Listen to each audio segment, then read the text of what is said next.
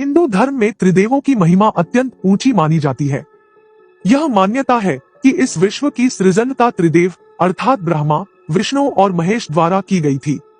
इन त्रिदेवों में से ब्रह्मा जी को सृजनकर्ता माना जाता है, विष्णु जी को संचालक और शिव जी को विनाशक रूप में प्रतिष्ठित किया जाता है।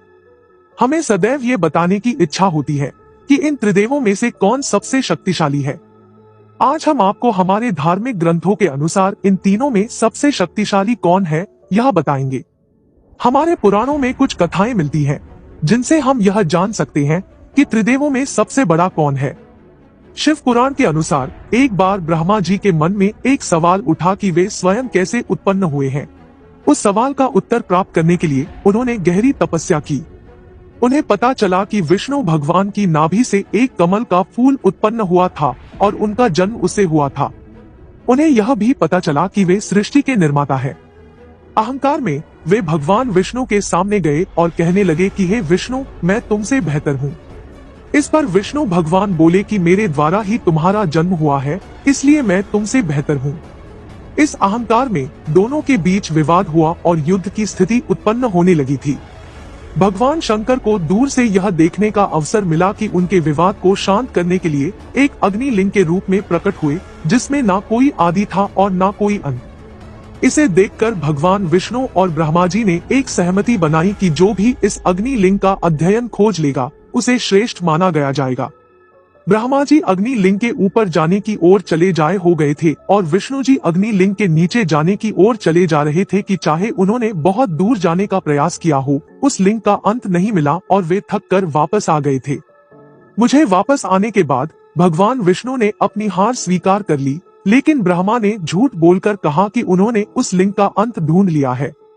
जब मैंने ब्रह्मा के मुख से झूठ सुना तो भगवान शंकर क्रोधित हो गए और उनका क्रोध भैरव अवतार में परिणत हुआ, जो ब्रह्मा के 5वें मुख को अपनी छोटी उंगली की नाखून से काट दिया, जिसके कारण उन्होंने झूठ बोला था।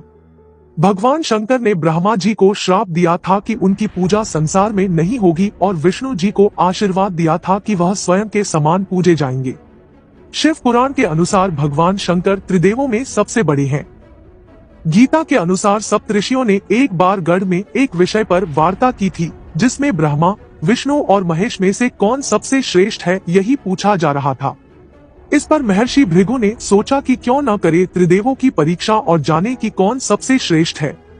सबसे पहले भृगु ऋषि ब्रह्मा जी के पास जाए और उनसे न केवल स्तुति करे बल्कि नमस्कार भी न करे। यह देखकर ब्रह्मा जी को बहुत क्रोध आया। वह सोचते हैं कि भृगु ऋषि उनके भाई हैं, इसलिए उन्होंने अपना क्रोध शांत कर लिया और फिर वे कैलाश पर्वत पर भगवान शंकर के पास पहुंच गए। जब भृगु ऋषि के पास गए तो महादेव मुस्कुराते हुए उठे और भृगु ऋषि को गले लगाने के लिए आगे बढ़े।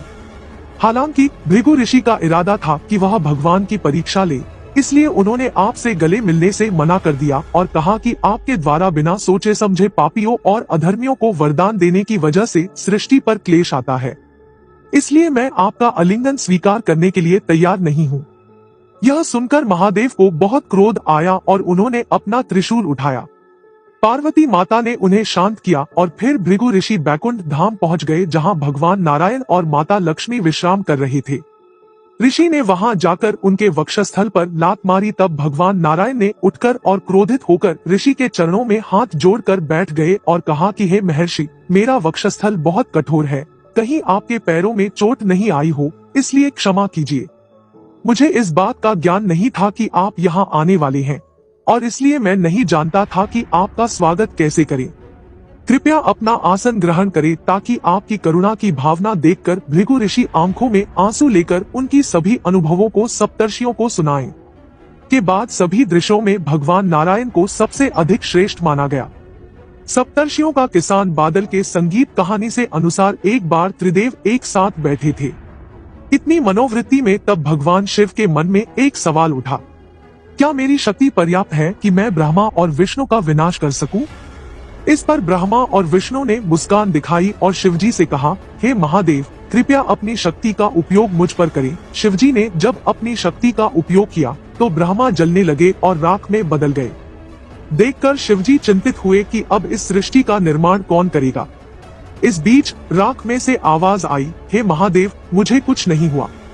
मेरी जगह अभी भी है। और ब्रह्मा जी पुनः प्रकट हो गए। फिर भगवान विष्णु बोले, हे महादेव, अब कृपया अपनी शक्तियों का उपयोग मुझ पर करें। जब शिवजी ने विष्णु पर अपनी शक्ति का उपयोग किया, विष्णु भी जलने लगे और राख के स्तूप में बदल गए।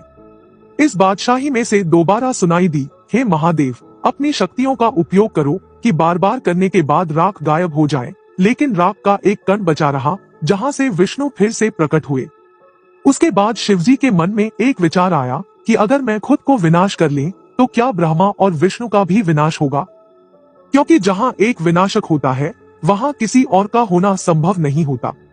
जब भगवान शिव ने अपनी शक्तियों का उपयोग किया, तो वे जलकर राख के ढेर हो गए और इसके साथ ही भगवान विष्णु और ब्रह्मा भी राख के ढेर हो गए थे। तीनों के राख के ढेर होने के बाद चारों ओर अंधकार छा गया था। इस दौरान राख के ढेर में से ब्रह्मा जी उत्पन्न हुए, क्योंकि निर्माण क्षेत्र पर वही थे, और उसके बाद विष्णु जी प्रकट हुए, क्योंकि वह संरक्षक है। अंत में भगवान शंकर भी उसी राख में से प्रकट हुए, क्योंकि वह निर्माण और संरक्षक है। यह जानते हुए भगवान भोलेनाथ ने उस राख को अपने शरीर पर लगा लिया, ताकि यह प्रमाणित हो कि इस देश में कोई भी महान नहीं है। और हमारे सभी वेद और पुराणों में भी यही कहा गया है कि त्रिमूर्ति एक ही है और उनकी तुलना करना व्यर्थ है। दोस्तों, अगर आप एक सच्चे हिंदू हैं, तो इस चैनल को सब्सक्राइब करें और कमेंट बॉक्स में जय त्रिदेव लिखें। धन्यवाद।